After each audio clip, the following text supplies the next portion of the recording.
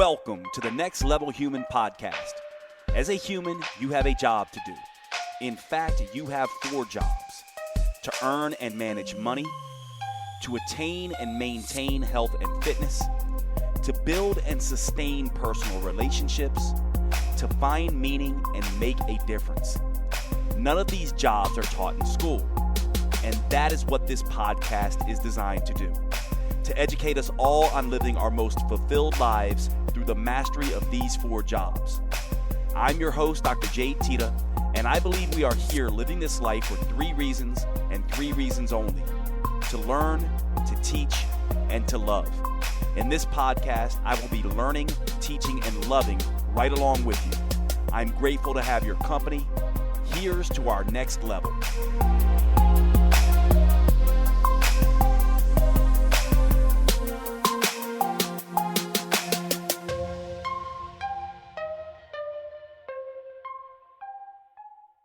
Welcome to the show today. Today we are going to be talking about a topic that I think is going to be useful for a lot of you in the current environment. And that is this idea of how do we get to sort of understanding and learning, especially from people we disagree with? And how can we debate rather than argue? And how can we sort of learn, teach, and sort of love the way a next level human should without letting ourselves get emotionally hijacked because we have someone who disagrees with us or sees the world differently than we do.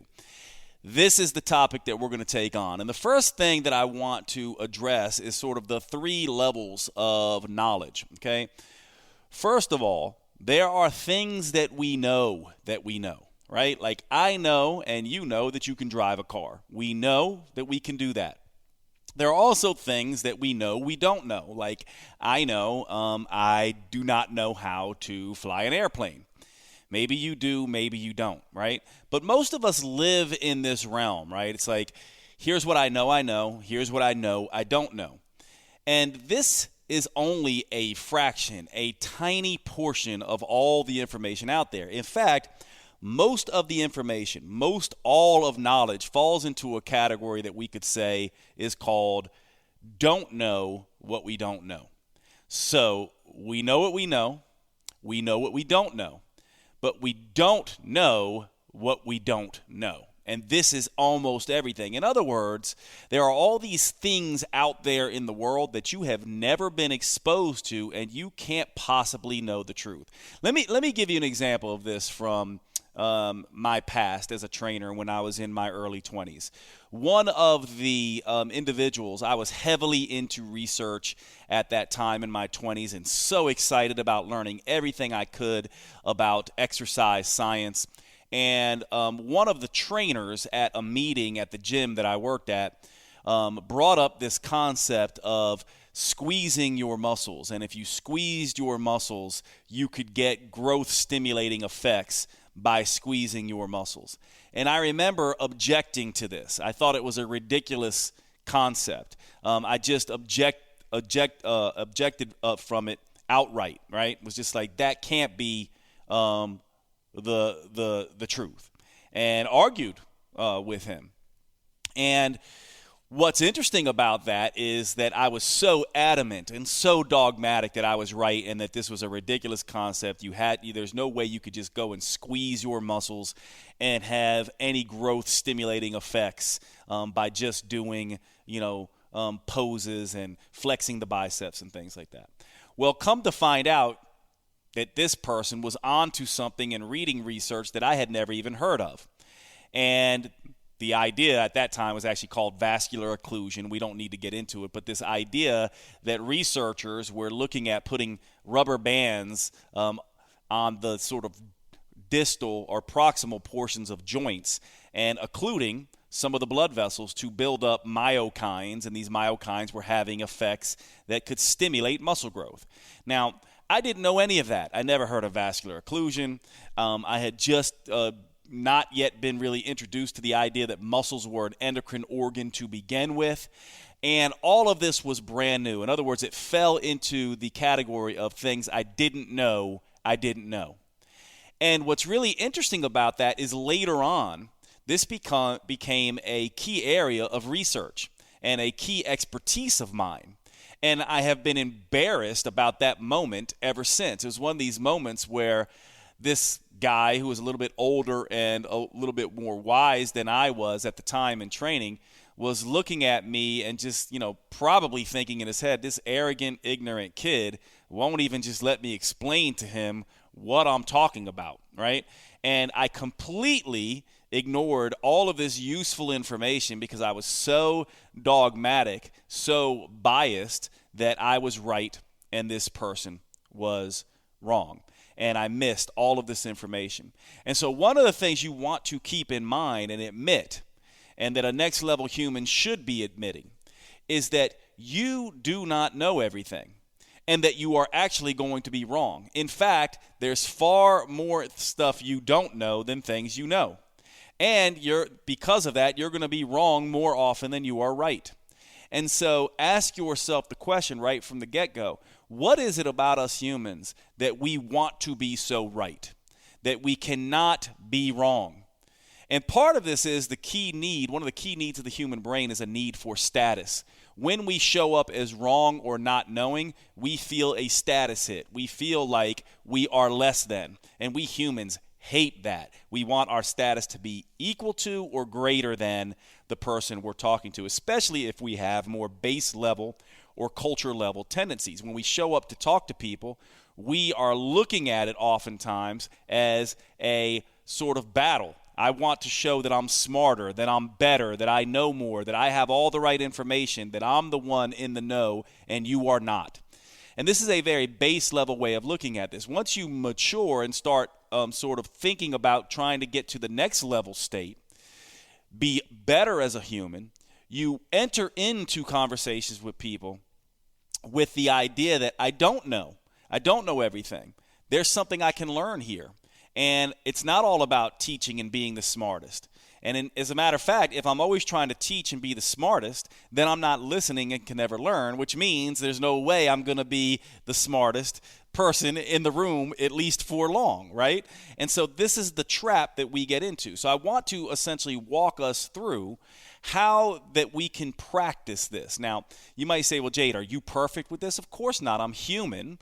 So I obviously get base level hits sometimes, and I get hijacked by my own biased, dogmatic views at times. However, I am also very well practiced at this, and I make it something that I continually practice, and I get better and better and better at it. And this is why I think some people say, hey, I've seen you debate trolls online, and I've seen you on, debates on interviews with people, and you always seem to be so measured and balanced. And part of that measuredness and balanced is this practice. That doesn't mean you might not catch me being biased and dogmatic at times, but I am practicing it, and I'm going in with an intention to learn, not to be the one who's the smartest person in the room. I'm going in with the understanding that there is so much I don't know that I don't know. And I ultimately don't want to win. I want to learn. And that's the first thing that I think we need to understand when we go into having conversations with people, even in the political realm, right? Right now, as I'm doing this podcast, we are in the middle of the COVID crisis, and the Black Lives Matter protests have exploded all over the country. Now, you listening to this might have some very strong opinions for or against wearing masks, let's say, for COVID, and or where Black Lives Matter comes from. Is it a good organization? Is it not a good organization? What is it doing? What's the underlying thing? And I would say these are all good questions to stay open-minded about. But what I would also say is that if you already have made up your mind, then that is problematic. Someone who does not believe in the Black Lives Matter movement and has an issue with it is someone that I feel like I can learn from. Likewise, because I'm sort of on the other side, I'm a supporter to a large degree, although I know every organization has good things and bad things, and we'll get into this. And I bring that up and tell you that because I know in some of you, you're going to go, oh, yeah, Jade supports my what I support. And others of you are going to be like, oh, I'm turning this off right now because Jade does not support what I support.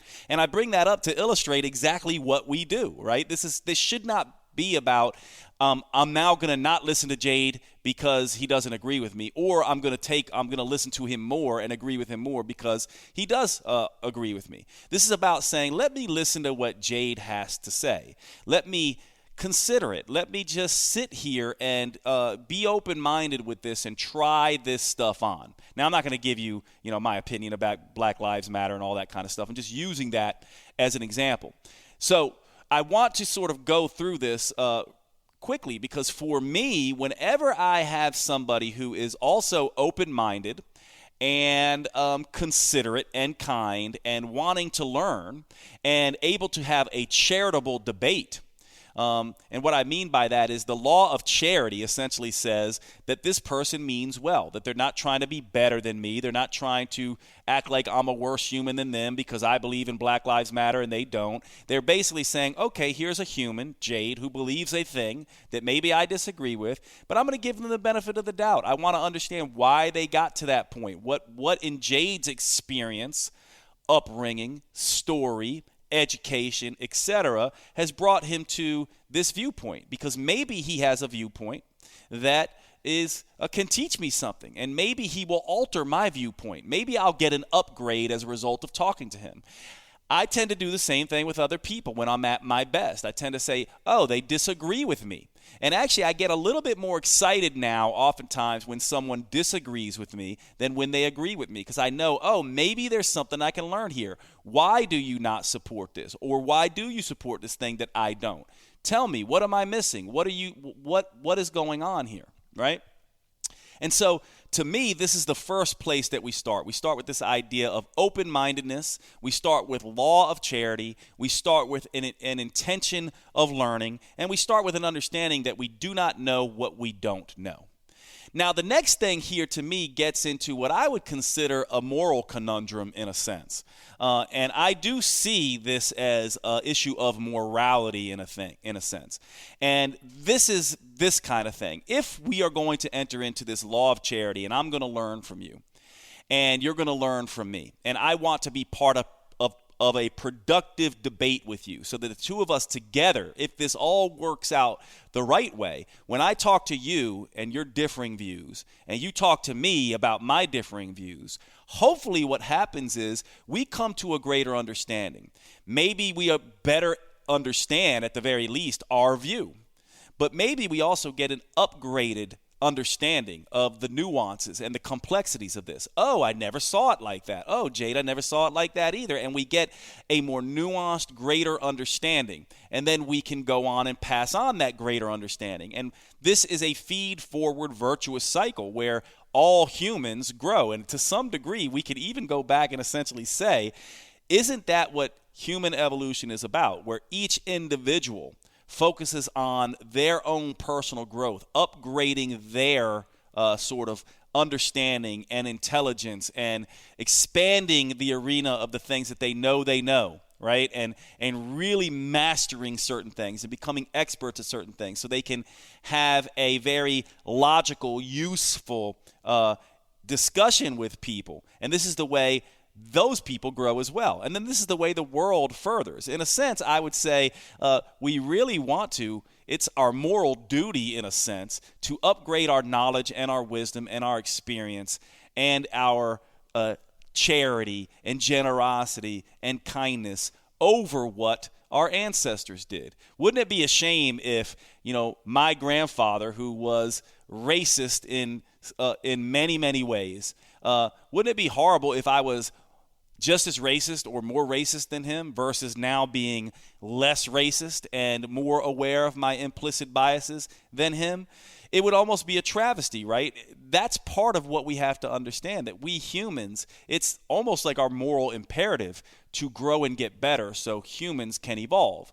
Now, the first thing that I'll say about this is that then requires that we do not make things up. This is the first point that I think is a first principle: honesty, truth, intellectual honesty. Let me tell you what this looks like. How many times have you? I'll tell this how this works for me, and I guarantee you've done the same thing. How many times has someone said, and I'll give you an example for me with vaccines. where someone says, hey, Jade, I heard you on a talk. This happened to me recently. And I can tell you are very much, more of a conservative mindset with vaccines. You're very evidence-based and you're very much with the science, and you're overlooking this. And have you seen this person? And have you looked at this? And don't you understand that the pharmaceutical industry, has the politicians in their pockets, and the media is doing X, Y, Z, and all this kind of thing, right? And they send me certain articles. Now, sometimes I simply don't have time. But how often have you done this? I certainly have, where I just go, you know what, I'm not even looking at this. This person is, not someone that I want to even entertain. I know what I believe. I trust in my knowledge, and I'm not even going to entertain the other side. Now, what I try to do is I try to say, okay, do I have the time? And also, this is where I get a little bit of woo-woo. Most of you who know and listen to my podcast, I'm pretty much squarely agnostic. I don't have any, sort of real spiritual or beliefs about God and things like that. But I do have some woo-woo sort of belief systems that I have. And I kind of I play this sort of game, and it's kind of magical thinking in a way, but it works for me. And I say, well, if someone's given it to me, and pointing it out to me, maybe I need this. Maybe it's something I should look at. And so when I'm at my best, I actually look at that material. And oftentimes I end up learning something. Either I learn sort of what the arguments are on the other side, or I learn how to better articulate my own sort of position. But usually I learn something. But how often do we just completely ignore these other pieces of information or this other side? Now, if you are somebody who frequently ignores the other side and doesn't even go and look at the other side, then you are not being intellectually honest. And if you are someone who is doing that and is promoting things that come across your desk, and by your desk I mean you see something on Facebook or Twitter or something like that, and the headline seems to agree with what you already believe, and then you pass it on, in my mind you're being intellectually dishonest. When I do that, and I do it on occasion because I'm just like you, we're all humans, I am also being intellectually dishonest. And so why do we humans do that? Why do we, and again, it comes from, what I would call peacocking or status signaling or virtue signaling, some people call it, although, some people use that term in certain political senses. But when I hear the term virtue signaling, it's basically, trying to elevate my status and make myself look good in other people's eyes. And also, there's this opposite effect where I'm trying to make other people mini-me's. I want people to agree with me. I want to try to prove that my version of reality is the best version of reality, that the filters that I'm looking at the world in are the best filters to be wearing, and I'm trying to make you more like me. That's when I'm at my worst. But when I'm at my best, I go, Jade, you don't know everything. This is the law of charity, and maybe this is something you need to look at, and I will look at it. So for me, I have a couple rules here as we start sort of talking about how we can be better humans, and before we get into actually debating and having conversations with individuals. Stop making things up. I'm talking to myself right now, and you're kind of hearing me. I'm like, Jade, stop making things up. Do not make things up. Do not spread information that you have not properly vetted yourself. If you're not an expert in a thing, then don't, spread that thing, right? Like, for example, I am an expert in psychology. I have an expert in sort of philosophy and personal development and physical development and metabolism. I'm not an expert in politics. Right? I'm not an expert in politics, so I'm not going to spread around, things that talk about, sort of my pet peeve stuff. I'm not going to send things around that I don't know, that require me to do some more research myself just because it seems to make sense to me. And this idea, this is a term that people often say. They say, stay in your lane. You probably heard that before. I agree to some degree, and I disagree to some degree. For example, I've been told stay in my lane whenever I talk about psychology. How do you know it is not someone's lane? So I don't ever think that you should tell someone else to stay in their lane, because many people have various, sort of degrees of understanding. And we also understand that now education and degrees don't always tell the whole story about expertise. So I wouldn't tell other people they need to stay in their lane, but I would say for all of us to ask ourselves to stay in our lane. We know what we know, and we know what we don't know well. And so it is appropriate for us to say, hey, maybe I should stay in my lane. Maybe it's not really ethical or moral or appropriate for me to share something like this without saying my opinion, but sharing something as fact that we don't know and that we did not vet ourselves. Imagine if everyone did this, right? It's a very Kantian way of looking at the world. For those of you who don't know what I'm referring to there, Immanuel Kant was a philosopher, and he had this sort of maxim that said, don't do anything that you would not wish the rest of the world would do, that you would not think if the rest of the world did this, we would live in a better place. So a Kantian principle would be, wouldn't it be amazing, wouldn't we live in a better place if no one shared anything as fact that they did not 100% know was true? We would have most of these conspiracy theories go away. We would have a lot of fear and go away, and a lot of anxiety go away, and we would have a culture where people were really seeking truth, and we would know more truth if people stopped doing that, right? So it's a Kantian principle in a sense, because it says, hey, do the thing that the world would be better if everyone did the thing. And I do think if we stop making stuff up and stop sharing and promoting things that we don't 100% know and haven't vetted, then the world would be a better place. And there's this concept I want to introduce you to that many people know, but many do not. Many of you health coaches probably have heard this term called the Dunning-Kruger effect. I call it the dunce effect. And it was basically named after two psychology researchers, Dunning and Kruger. And it essentially says this, and when you hear this, you're going to go, oh my God, yes, this makes so much sense. Isn't it true? All of us have varying degrees of expertise, right? You have some expertise. I have some expertise. You could probably do a podcast that I would want to listen. You could teach to me, right? Something. Maybe you're a great cook. You could teach me that. Maybe you know about politics. You could teach me that, right? I could teach you about metabolism and psychology and philosophy and personal development like this particular podcast is about. Well, here's the interesting thing. What has been shown in research is the less someone knows about a subject, the more they think they know. Isn't this true? It's really interesting, right? Whenever we first start learning about something and get really excited about it and everything's new and the light bulbs have went on in a couple key areas, we tend to see what we know, but we don't know the subject well enough to realize all the things that we don't know. We're kind of blind in a sense, right? It's almost like we're in this dark room. Someone turns on a flashlight and illuminates one part of the room, and we go in that one part of the room and think it's the entire room, when really it's just a small part of the room. We tend to, when we know very little about a subject, think we know more, because in order to know that we don't know, we have to develop a pretty good expertise. In other words, as you further your study in a particular area, you start to illuminate more of the room. You start to realize there are all these things that you didn't know, right? And that, oh my God, this is getting complex. I thought I had this figured out. And the more you know, the more you realize you don't know. So there's this weird thing that happens in our psychology. The less we know about a subject, the more we think we know.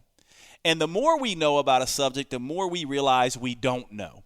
And this is why when you have experts in an area, you oftentimes hear them start using terms like maybe and perhaps and I'm unsure, but it might work like this. And the reason they're doing that is because they've learned through this vast education in this particular field that there's an awful lot of stuff they don't know. Whereas people who know very little about a subject speak in absolutes. It's 100% like this. It's always like that. It's never this. It's always that. They speak in very dogmatic, absolute terms.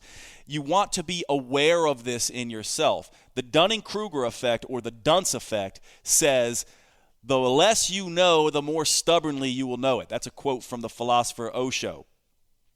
The less you know, the more stubbornly you will know it. And so be aware of this Dunning-Kruger effect and realize that in order to know what you don't know, you have to develop a pretty strong expertise in an area. An expertise that, let's be honest, most of us don't have the time or want to do, right?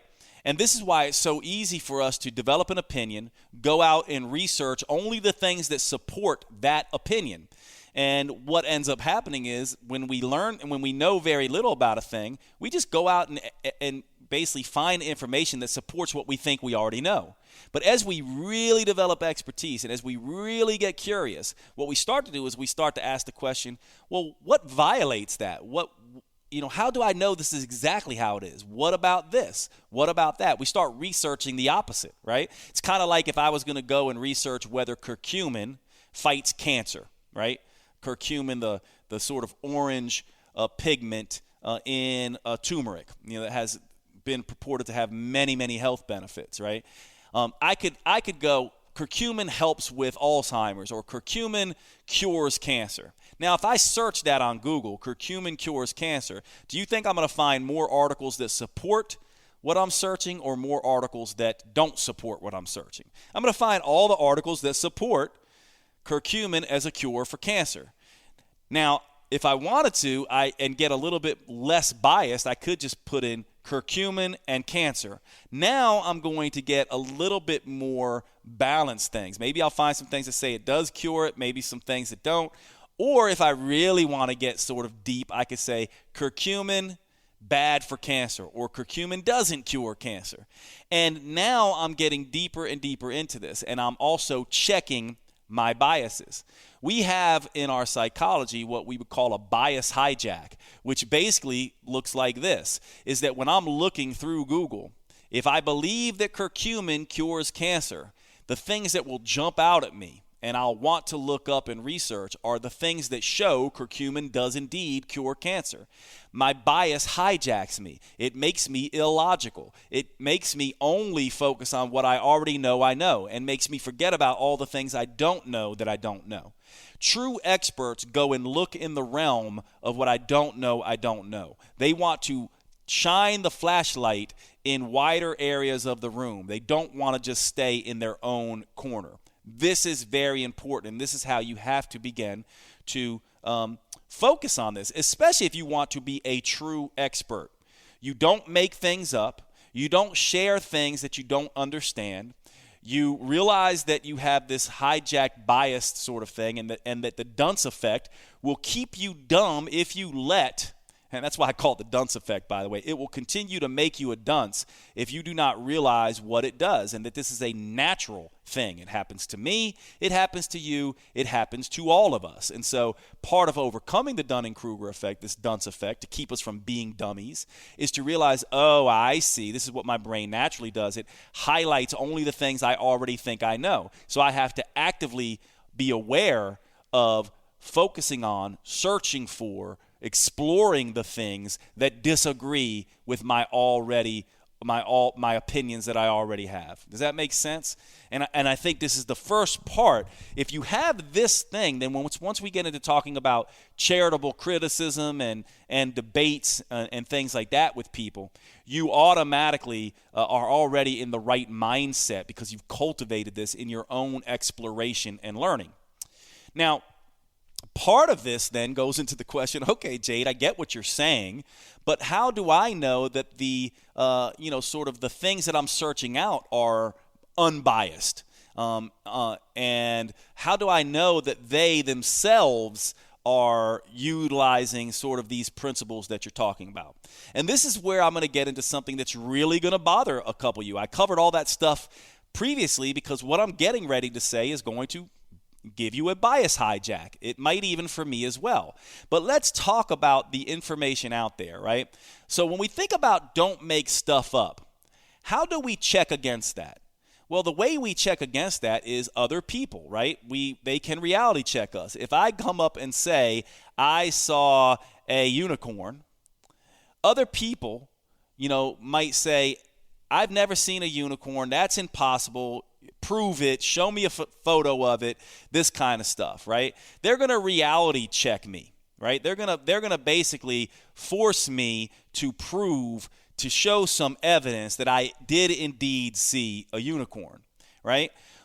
So, in other words, one of the things we can already say is that should we really be taking personal opinions from charismatic individuals who are not having their material reality checked, how much credence and credibility should we get that? Shouldn't we be asking the question, who is this person? Like, who is Jade Teta, right? And what is their education and expertise? And who is checking their sources?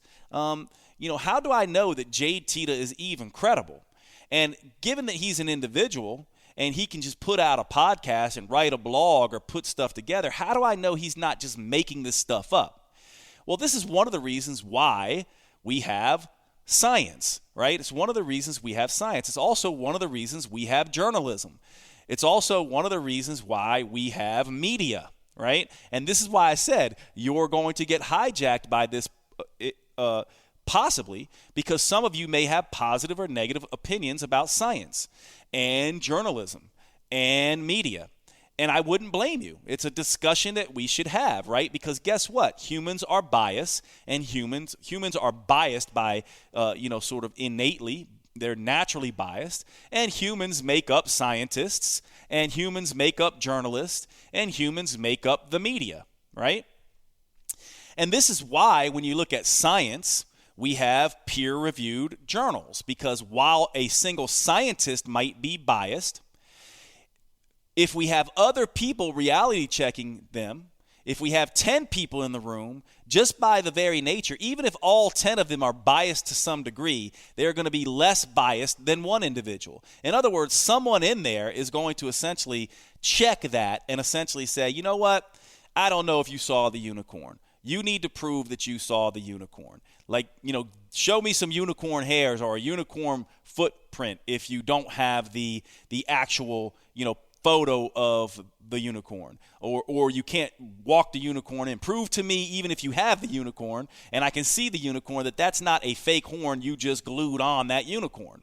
In other words, these things like peer-reviewed journals, these things check against that. They check their sources. They oftentimes will even come out and say, we're going to recall this article that we accepted at one point because we've seen that other people have shown that the data is falsified. And so in science, it's really interesting, right? Because one scientist can be biased. A group of scientists are much less biased. And then especially when you have a group of scientists from all different parts of the world and all different cultures and all different biases, all testing hypotheses and coming to the same conclusions, we can give that a little bit more validity. Does it mean it's 100% true? Of course not, but isn't it more true than a single scientist doing single experiments without any other scientists checking it, without a review board on a journal vetting it, without them putting that information out for everyone to read and then test it? Right? So you see how that works. Same thing happens with journalism. Yes, can a single journalist be biased? Absolutely. Can a group of journalists be biased? Absolutely they can. Can a particular periodical, like the New York Times or the Washington Post or something like that, be biased? Certainly they can be a little bit biased. But that organization, by its very definition, because it's made up of more people with varying opinions, is much less biased than a single individual writing a blog. In other words, a single individual writing a blog or doing a podcast is much more prone to bias and is not being checked. Their sources are not being checked. If you go work for the New York Times, they are going to check your sources. They're going to say you can't just have a single source. You need 3 independent sources to validate what you're saying. Now, does that mean what you're saying is 100% true, or that a particular journalist might not slant and put their bias into their article? Of course not. But at least there's some level of checks and balances. And so to me, I kind of go, what am I going to give more credibility to? A single person writing a blog, or a periodical that has multiple people that are vetting this in some particular way? And then, of course, I can go to particular organizations who have taken it upon themselves to populate their journalists and the people who write for them from many different viewpoints, like things like organizations like Reuters or the Associated Press or things like this. Now, are they completely unbiased? Do they lean one way or the other? Perhaps we can make arguments there, but they're far less biased than just a organization or a magazine that has a particular agenda with a single editor who's only hiring people to further that editor's viewpoint and does not have any review process for sources. In other words, there's a whole reason why science is done the way it's done, and there's a whole reason why journalism is done the way it's done. It's done this way to protect as much as is possible bias. And so what's really interesting to me is how is it that we are so up in arms about things like science and journalism and this kind of thing, but we don't question the bias of the individual when that bias is by definition going to be much, much stronger because there's not this peer-reviewed process which does to some degree protect against this. And so this is something that we need to look at. This is organizations have some organizational checks and balances.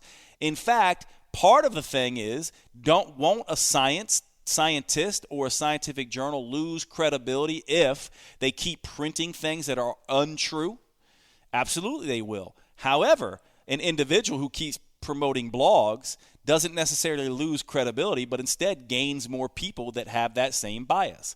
And so this is why the peer-reviewed process is so important and why we need to find and seek out organizations that have more objective processes that they go through to have this check and balance system and this varying degree of understanding. I don't know about you, but if we're just talking about politics, I want to read from the right and the left. I want to read from the extreme right and the extreme left. I want to read from the moderate right and the moderate left. One of my favorite news organizations, by the way, is an organization called All Sides. And what it does is it will print a topic. Let's say it'll talk about Donald Trump and his relationship with Russia. And it will post an article by a conservative-leaning journalist and an article by a liberal-leaning journalist. And basically synthesize these two things so you can get a better approach. Now, think about that, right? So on the one hand, this person still has to have sources, still has to have the peer-reviewed process, and yes, they're going to be slightly biased. And then they're comparing that with someone on the other side who's going to be slightly biased to the left, but also has to have their sources and also has to have their peer-reviewed process. And so when you look at it, this is the kind of way, in my mind, you want to be thinking of this. So you can be intellectually honest and not just try to be a status seeker and a base level human, but be a next level human. Not just try to win and peacock and have your status elevated and virtue signal, but instead learn something and be one of those people who people want to have conversations with. So because they learn and you learn, and it becomes a really fun, even when you disagree, sort of process. I'm going to have one of my friends on very soon, who you'll get to meet. Her name is Courtney Turner, and she's someone who I have lots of debates. She's a genius in philosophy and psychology and also used to write for a political blog and knows a lot about politics, a lot more than I do. And I'm going to have her on because one of the things, we have some differences, me and her, but we tend to have very interesting conversations because we're both open-minded individuals and enjoy the other perspective. And so to me, this is the kind of thing that we should be doing. So to wrap up this podcast, I want to talk about this idea of debating. Well, first of all, when we debate somebody, we should be thinking of it as a discussion rather than an argument. We should be thinking, this is a debate. It's an opportunity for me to learn. It's not an argument that I must win. We really need to enter into discussions with people like this. What can I learn here? How can I upgrade my current level of understanding? How can I not suffer from the dunce effect? How can I use this person to check my biases and to upgrade my understanding? How do I debate rather than argue? Well, first of all, you go in with the law of charity. You essentially say, I'm going to assume that this person is just like me. They're not trying to win. They're a good person. They mean well. They simply have a particular stance that they sort of fall behind. And I want to learn why they think that. And I want to maybe perhaps express to them why I think what I have. And maybe together we can each upgrade our understanding. It's not about me winning and convincing them to think like me, or them winning and them convincing me to think like them. It's more that we both win. We both have an upgrade in our understanding for having had this discussion. Now, This is difficult, right? Because whenever you have a debate and you tell someone, I disagree, what happens? Well, they get hijacked. Their status button gets hit, and they hear disagreement, and they want to go into argument mode. I do it, you do it. It takes a lot as a human to resist that. And that's why what you want to do is two things. One, you want to go in and be very stoic and don't get emotionally triggered. Second, you want to make sure you don't emotionally trigger them. And I'm going to go through a couple ways that you can do that. First of all, instead of looking for where they're wrong, look for virtues and values. Part of the reason we disagree as humans sometimes is because we each have a value hierarchy, right? For example, maybe I put freedom as my first principle, my value hierarchy. It's at the top of my value hierarchy. Now, I have equality on my value hierarchy as well, but maybe it's down a little bit, right? Or vice versa. Someone else has freedom up a little bit and equality down a little bit. The truth is we both value freedom and equality. But if I put freedom first and you put equality second, this may create a disagreement. So rather than pointing that out, why not find the virtues and values in my belief system and point those out to me? Congratulate them for me. Oh, I see. You're about freedom. Interesting. I also love freedom. However, I think that equality comes first. So we agree on freedom. I absolutely agree. But equality has to come first because of X, Y, and Z.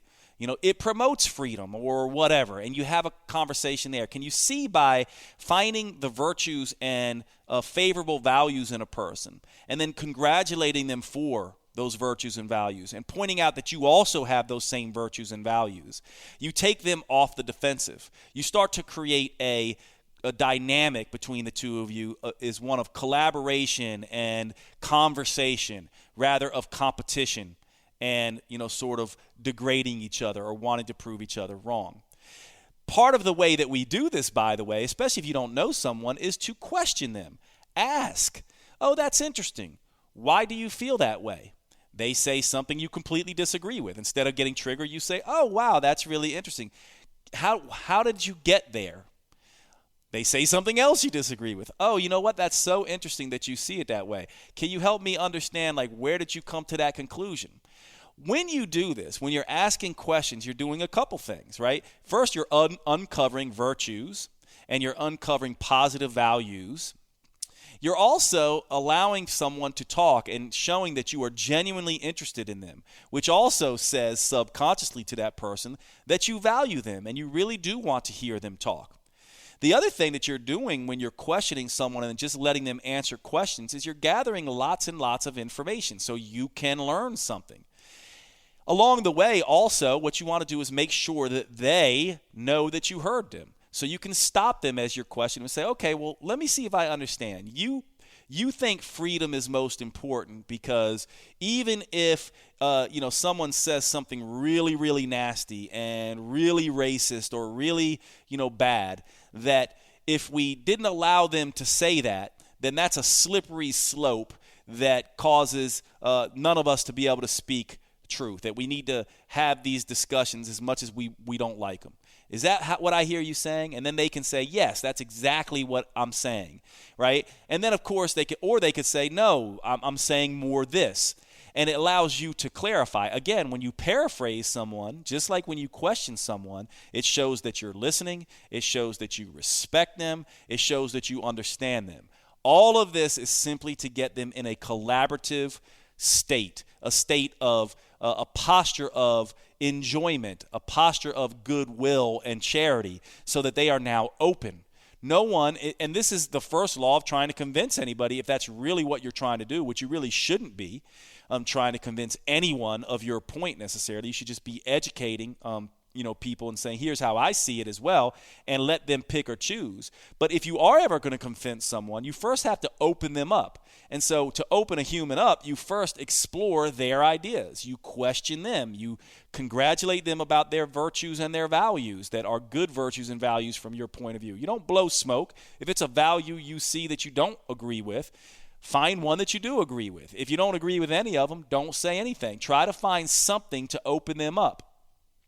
Use, yes and statements. This is something my friend Gary Leake sort of taught me because he was heavily into improv and taught improv. And when you're doing improv, one of the things that happen is you always say yes and. Whatever ridiculous thing the person does, you just go yes and. And because you say yes and or go along with exactly what they're saying and then add to it, what ends up happening is you can keep the discussion or the improvisation going. As soon as you say no but, things end and you start to butt heads against each other. So find areas where you can agree and then say yes and then add into the areas that you don't agree. Yes, I agree. Freedom is important. And equality is super important because without equality, some people aren't free. Right? So you basically approach it that way. So you're not always disagreeing with them. You're finding areas you agree, you say yes, and then you add on the areas that you don't necessarily sort of agree.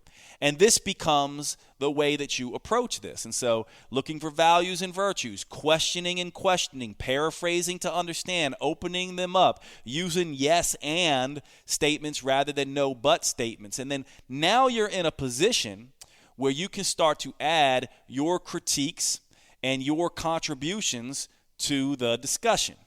And part of the way I oftentimes like to do this when I'm at my best is to just ask people to try it on. Just be like, I can see how you're getting to that. Have you ever considered this? I'm curious what your thoughts are about this. You know what? I'm interested in what you might think about this idea. And when you do that again, you are essentially saying, hey, I value you. I value your intellect. I want to see what you think about this. Now you're having a discussion. Now, to me, you basically adopt this posture for a time, and then you can begin slowly but surely, once you have them in the debate with you, in the sort of charitable sort of discussion with you, then you can start saying, you know what? One of the things I see that we agree on is X, Y, Z, but one of the things I think we disagree on is this. I'm interested. I want to learn from you how you see this. And that's another great way to put this. I'm really interested in learning from you your point of view because I don't share it. I see it this way. And so you can see that you're not being inauthentic. You're not blowing smoke. You're just also not being combative and destructive. Even if this is someone who you find morally offensive and has reprehensible sort of standpoints, you can basically use this process to state your objections.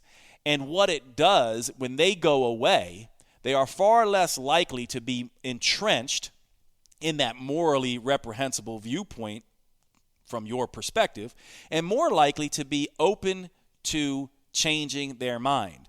And so what happens is you may actually change their mind in that very conversation. They may change your mind in that conversation, which really should be your biggest goal, in my opinion, as a next level human. Your major goal should be to learn, to change your mind, to upgrade your understanding, to have a more truthful viewpoint. But if also, as sort of a, another thing here, it's also the best way to change someone else's mind whose mind might need to be changed. If they are dogmatic and have reprehensible viewpoints and things like that, by doing things this way, you also might change their mind during the conversation, although that rarely happens. But more likely what happens is you plant a seed that makes them open a little bit. So the next time they're on Facebook or in another conversation with someone, they will be more charitable to that person. So in a sense, we as next level humans who want to learn and teach and love, which is what I call the 3 imperatives of a next level human, we have to be the beacon. We have to be the inspiration. We have to be the example of how to have these conversations. Now, are we going to be perfect all the time? Of course not. But hopefully you can see that these strategies are important. And hopefully you can see the more of us who approach things this way, the better things are going to be, the less divisive these discussions will be, the more people will be open to changing their viewpoints, the more we can get to truth, the more we can understand each other, the more we can upgrade ourselves first, but then society as a whole as well. So hopefully this is useful for you, and I hope that this podcast have given you some tools to use as you're out there in the social media space and in this political environment and dealing with conspiracy theories and objectionable ideas and, really trying to discuss your politics, your values, your belief system, and trying to make the world a better place. To me, this is how it starts. It starts with us as an individual, right? That we are, as my friend Roxy Savai says, an experience. And if we bring to people the experience of open-mindedness and inspiration and intellectual honesty and integrity and not making things up, they are more likely to adopt that stand as well. And we make people better by being better ourselves first. All right, I'm going to end right there. Thanks so much for being on the podcast, and I will talk to you at the next one.